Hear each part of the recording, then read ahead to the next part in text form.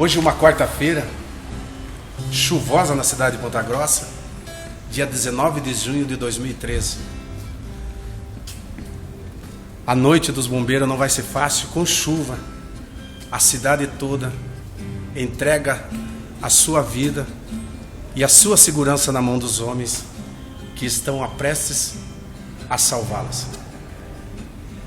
E pegando esse gancho, eu e Sargento Gessiel, que está de serviço nessa data, nesse dia, eu fiz uma moda, eu e mais um companheiro meu que já não está junto, Cabo Fogaça, na escola de 1987, onde o sofrimento dos homens do bombeiro era tanto que nem as mães sabem o quanto o filho sofre.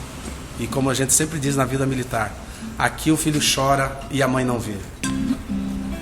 Eita espinheira danada que o recruta atravessa pra sobreviver. Vive com o rádio nas costas e as dores que sente não pode falar. Sonha em ser um bombeiro, nessa profissão bom serviço prestar.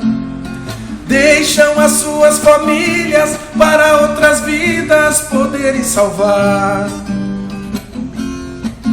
O bombeiro sempre foi assim e nunca ele faltará.